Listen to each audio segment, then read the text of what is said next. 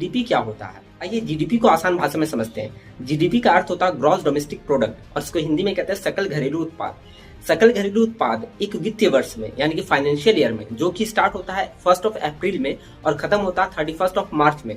उदाहरण के लिए इस साल का फाइनेंशियल ईयर क्या होगा? 1 अप्रैल 2025 से लेकर के 31 मार्च 2026, ये इस साल का फाइनेंशियल ईयर कहलाएगा। तो एक वित्तीय वर्ष में यानी कि एक फाइनेंशियल ईयर में जो भी एक पॉलिटिकल बाउंड्री के अंदर में कंट्री का पॉलिटिकल बाउंड्री के अंदर में जो भी गुड्स एंड सर्विसेज क्रिएट होती है, उनका फाइनल वैल्यू ही जीडीपी कहलाता है। जो मैंने अभी जीडीपी का डेफिनेशन दिया, इसमें दो इंपॉर्टेंट टर्म्स है जिसको अच्छे से समझना काफी इंपॉर्टेंट है। पहला कि वैल्यू ऑफ फाइनल गुड्स।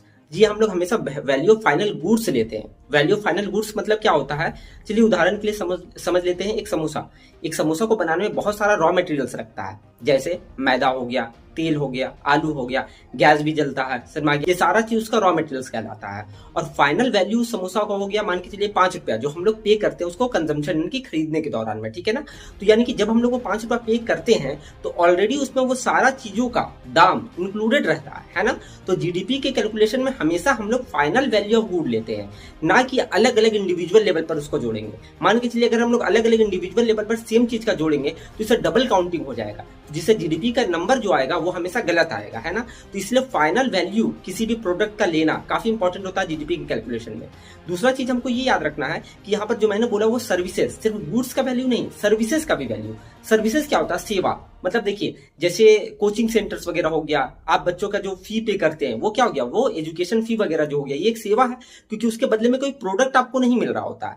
ये चीज आप बस एक्सपीरियंस कर सकते हैं ना, इसको आप फील कर सकते हैं, बट आप उस प्रोडक्ट को ले नहीं सकते फिजिकली। जैसे एजुकेशन में जो शिक्षा मिलती है, जो नॉलेज मिलता है, उसको आप फिजिकली नहीं लेते हैं, उसको आप मेंटल लेवल पर समझ रहे होते हैं। ट्रैवल एंड टूरिज्म जो होता है ना, एक मान के चलिए आप झारखंड से चले गए घूमने के लिए बैंगलोर, तो जो आपने ट्रैवल में खर्च किया, जो आपने ट्रेवलिंग में खर्च किया है ना, ये सारा जो पैसा आया, इसमें कोई नया प्रोडक्ट नहीं बन रहा था, ये आपका एक न्यू एक्सपीरियंस करने का चीज था। तो ये सारा सर्विसेज में जाता है। तो इस तरह से बैंकिंग का जितना भी चीज हो गया, ट्रांसपोर्टेशन का जितना भी चीज हो गया, एजुकेशन के फील्ड का जितना भी चीज हो गया, हॉस्पिटल्स वगैरह का जितना भी चीज हो गया, वो सारा सर्विसेज सेक्टर में आता है। तो ये वैल्यू ऑफ सारा फाइनल गुड्स जो भी हमारे देश के बाउंड्री में प्रोड्यूस हो रहा है, और दूसरा वैल्यू ऑफ फाइनल सर्विसेज जो भी कंज्यूम हो रहा है, ये दोनों को ऐड करके ही जीडीपी निकलता है।